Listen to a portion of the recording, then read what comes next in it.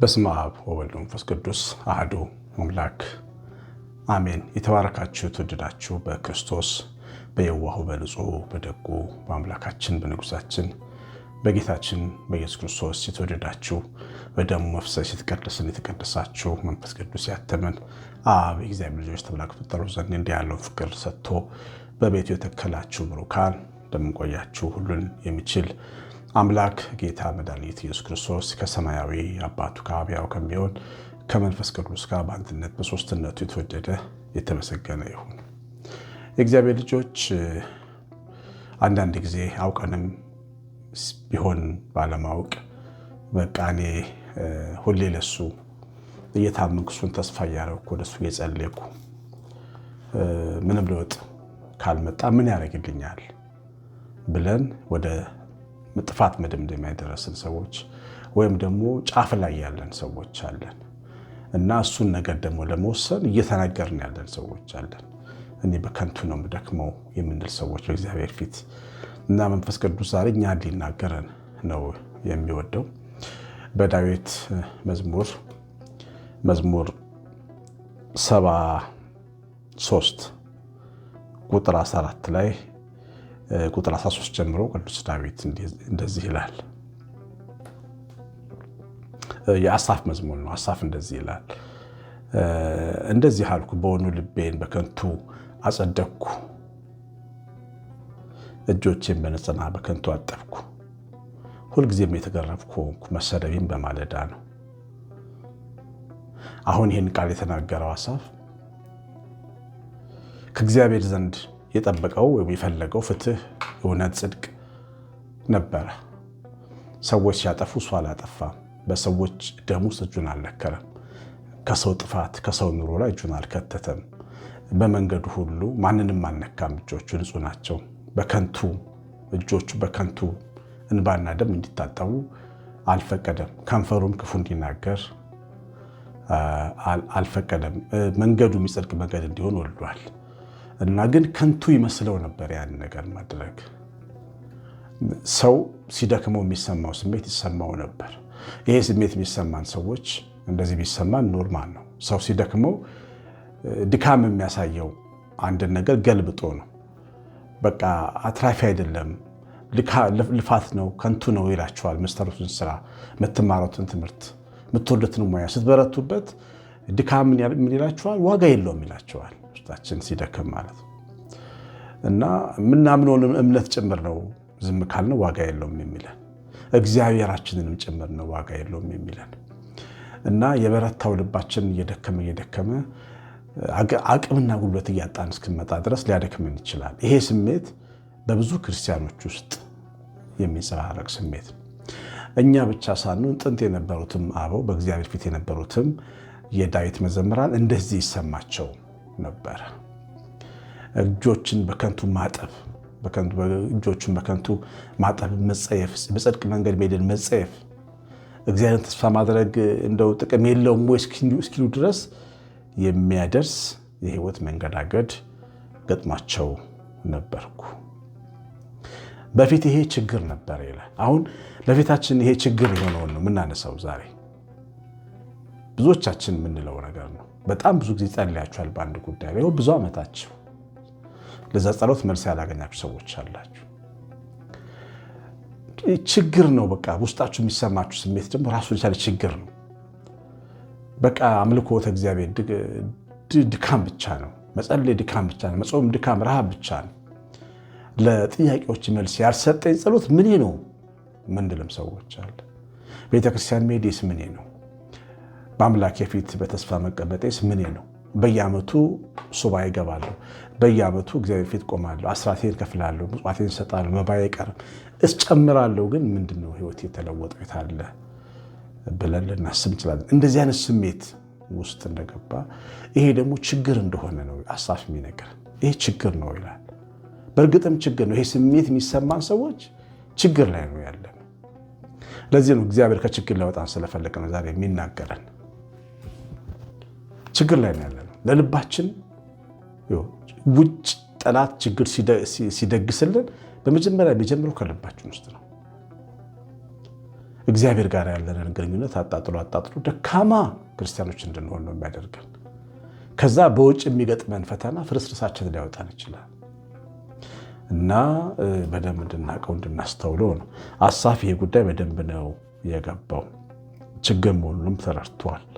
ወደ እግዚአብሔር መቅደስ ገባ ድረስ ፍጻሜያቸውን እስካስተውል ድረስ በድጥ ስፍራ አስቀመጥካቸው፣ ወደ ጥፋትም ጣልካቸው። አሳፍ ችግሩ ተግዳሮቶች አሉበት ከጠላቶቹ። ጠላቶቹ የለመለሙ እያየ ነው የሚደክመው ተስፋ የሚቆርጠው።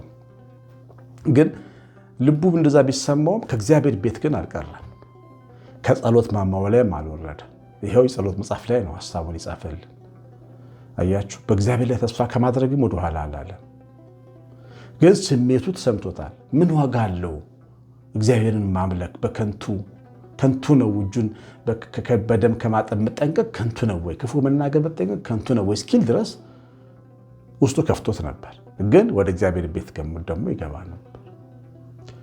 አሁን ይኸውላችሁ አደገኛው ነገር ምንድን ነው? ይህን ስሜት ተሸክመን ከእግዚአብሔር ጋር ስንጣላ፣ ጸሎት ስናቆም፣ ቤተ መቅደስና ቤተክርስቲያን መሄድ ስናቆም፣ አስራት መክፈል ስናቆም፣ ድሆች መዳስ ስናቆም፣ በአጠቃላይ ለመንፈሳዊ ነገር ጣዕም ስናጣ፣ ስሜት ስናጣ እሱ አደገኛ ነገር ነው። እግዚአብሔር አሳፍ እንዲጠብቀው ሲፈልግ ጠላቶቹ በድጥ ስፍራ ሲወድቁ እንዲያቸው፣ ግፈኞች ሲሰበሩ እንዲያቸው አደረገው። ቆይቶ ለካ እግዚአብሔር ይሰራል፣ ለካስ ይመልሳል። ዓይን አለው ጆሮ ያለው አምላክ ነው። ሰማይ ላይ ያለው የሚመልስ አምላክ ነው። ሰምቶ የሚመልስ አምላክ ነው። ያንን ሲመለከት አሳፍ በረታ። አያችሁ እግዚአብሔር ልጆች፣ በፊቱ የምትኖሩ ሰዎች አንዳንዴ እንደምናስበው ነገር ላይሆን ይችላል። ከምናስበውም በተቃራኒ ሊሄድ ይችላል። እግዚአብሔር ይባርክ ተብሎ የተመረቀ ሰው ብዙ ዓመት ታስሮ ታውቃላችኋል። እግዚአብሔር ዘር ይባርከው የተባለ ሰው እስር ቤት ብዙ ዓመት በሆነ ችግሩ ገብቶ ጥቁር ብሎ ከርሞ ስታዩት ምን ይሰማቸዋል? ያ ሰው ዮሴፍ ማለት ነው።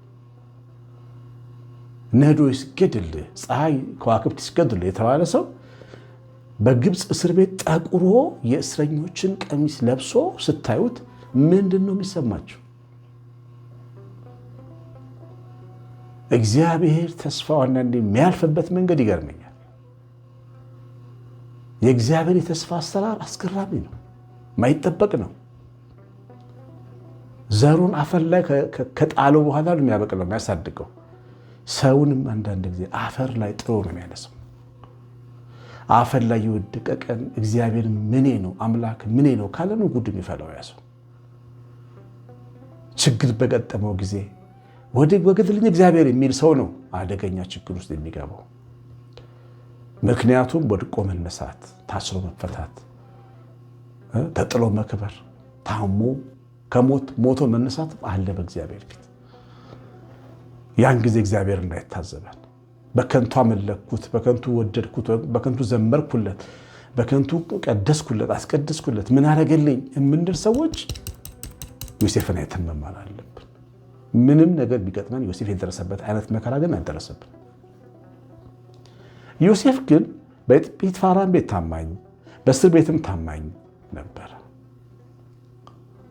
ዮሴፍ እግዚአብሔር እንደማይጨልምበት ያምናል። እሱ ቢጨልምበት ሌላ አይጨልምበት። የእሱ መንገድ ብትቀጥም እግዚአብሔር ግን ማለፍ አያጣም። የእሱ ደጅ ቢዘጋ እግዚአብሔር መግቢያ እንደማያጣ ያምናል። ይሄ ነው እምነት ማለት። እጁን የምትጠብቁ ተስፋ የምታደርጉ ከሱ ከበረከቱ ከህይወቱ መካፈል የምትፈልጉ ብሩካን እግዚአብሔር ልጆች ጸሎታችሁን አትተዉ። በፍጹም ጨምራችሁ አድርጉ። ይልቁንም ጨምሩ። በደከማችሁ ቁጥር ጨምሩና አድርጉ። ምጽዋታችሁን ጨምሩ፣ ጸሎታችሁን ጨምሩ፣ ጦማችሁን ጨምሩ፣ አገልግሎታችሁን ጨምሩ። እንዳታቋርጡ። የማያዛልቅና የማያዋጣ አምላክ የለንም፣ የላችሁም። ይሄን እወቁ። በስሜት እንዳትነዱ። አምልኳችሁ አገልግሎታችሁም ከንቱ አይደለም። ለስሙ የምታሳዩትን ቅናት ይረሳ ዘንድ እግዚአብሔር አመፀኛ አይደለም። የምታገለግሉ አገልጋዮች እኛ ትልቁ ፈተናችን ይሄ ነው፣ የእግዚአብሔር መዘግየት በሕይወታችን። ብዙ ዓመት ነው እግዚአብሔር የሚጠብቀን። እኔ በሕይወቴ ስላየሁት ብዙ ዓመት ይመጣል ካልነው ብዙ ዓመትን የሚቆየው እግዚአብሔር ያሳያችሁ። ለሙሴ በ40 ዓመቱ ወደ ኮሬብ ወደ ሚዲያም የወረደ ሙሴ በ80 ዓመቱ ነው የመጣለት። 40 ዓመት ሙሉ እግዚአብሔር ሙሴ በበረሃ ጠብቀዋል። 80 ዓመት ሲሞላው እግዚአብሔር ያናገረው ጀመር። እንግዲህ የኛ አምላክ አሰራር እንደዚህ ነው። ለችኩሎች አይሆንም፣ ለሚጣደፉ አይሆንም። እረፉ እኔም አምላክ እንደሆንኩ ወቁ የሚል መመሪያ ያለው አምላክ ነው። ጥድፍ ብለን የምንቀይረው ነገር የለም። ግን እግዚአብሔር ይዘገያል ብሎ ከጸሎት ማማ መውረድ ተገቢ አይደለም። ከአገልግሎት አትሮንስ መውረድ ተገቢ አይደለም። ከአውደ ምሕረት ከመቅደስ መራቅ ተገቢ አይደለም። እናንተ ምእመናን ጌታችሁን የምትወዱ ደክሟችሁ ከፊቱ እንዳትርቁ። የትም ሀገር የለንም ከሱ ውጭ። ደክመንም ቢሆን የምንወድቀው እሱ እጅ ላይ ነው። አሁንስ ተስፋ የማን ነው? እግዚአብሔር አይደለምን ነው የሚለን ዳዊት። እንኳን እናንተ ተራ ሰዎች አይደለም፣ ንጉሥ እንኳን ሳይቀር ተስፋው እግዚአብሔር። ሰራዊት የሚሰግድለት ጦር ያለው ወርቅ ያለው ገንዘብ ያለው መኖር ዕድሜ ያለው ንጉሥ እንኳን ሳይቀር ተስፋው እግዚአብሔር እንደሆነ ነው የሚዘምረው። ስለዚህ በእግዚአብሔር ላይ ተስፋ የሚያደርግ ሕዝብ ተስፋ አይቆርጥም፣ አይቆምም። እምነቱ፣ ጥንካሬው፣ ተስፋው፣ የልቡ መተማመንና መደገፍ አይቆምም፣ አይቋረጥም። እንዳይደክማችሁ መቼ እኔን ጉዳይ ሰራ አትበሉ። እንዴት እንደሚሰራ አታውቁም። መቼ እንደሚመጣ አታውቁም። ከመጣ ማፈሪያ እንዳንሆን፣ አፍረን እንዳንቀር፣ ማፈር እንዳንጀምር፣ እንዳይታዘበን፣ ሐሳቡ እንደሆነ አይቀየር፣ እኛም ወደዱ አይለወጥ። ይመጣል እኮ ሰድበነው ግን እንዳይመጣ፣ አቃለነው እንዳይመጣ፣ ንቀነው እንዳይመጣ፣ የሱ ጎዳና የሱ መንገድ አያዛልቅም ብለነው እንዳይመጣ። መምጣቱ አይቀርማ እንዳይመጣ አምነነው ቢመጣ ይሻላል። በቃ እና እግዚአብሔር ልጆች እንደው በከንቱ አይደለም የምንጸልየው፣ በከንቱ አይደለም ተስፋ የምናደርገው፣ በከንቱ አይደለም የምንቀድሰው የምናስቀድሰው፣ በከንቱ አይደለም አስራት የምናወጣው፣ ድሃ የምንመጸውተው፣ ችግረኛ የምናየው የምንደርሰው፣ በከንቱ አይደለም ወንጌል የምንሰብከው የምናሰብከው፣ በከንቱ አይደለም የምንቀድሰው የምናገለግለው። ከንቱ የሚባል ነገር በፊቱ የለም። መታገስ ያስፈልጋል።